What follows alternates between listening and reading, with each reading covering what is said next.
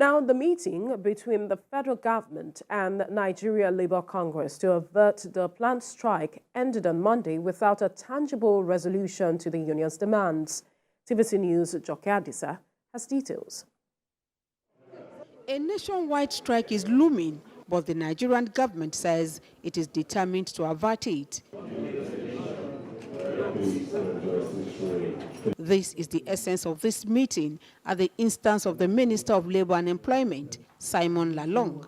After a two-day warning strike, NLC plans to commence a full-blown indefinite national industrial action later this month due to the inability of the government to meet any of its demands. That 21 working day ultimatum is about to lapse. I acknowledge the varied grievances that have fueled the recent labor crisis, and we are committed to addressing them in a just and equitable manner. We must also recognize the economic realities that confront us. As we address the concerns of our workforce, we must be mindful of striking a balance that promotes economic growth and secures sustainable progress.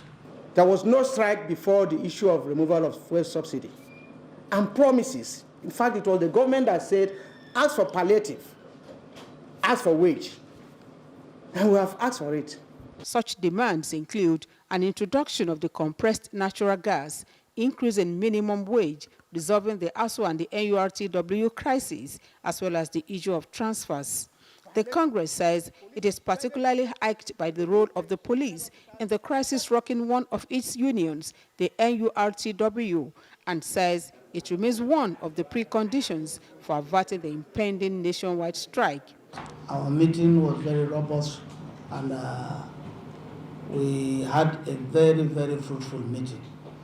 But at the end of the day, many of those items that we left are still for consideration. The meeting enters into a technical session thereafter, and journalists are excused. After more than 3 hours, both parties speak on its outcome. It was not deadlocked because there is discussion, and discussion is a kind of, it has an open, it's an open-ended one, that we can meet again this night. There is no resolution yet on the demands at NLC says it will continue to honor government's invitations aimed at reaching an amicable resolution of all issues in dispute. Joke Adisa, TVC News, Abuja.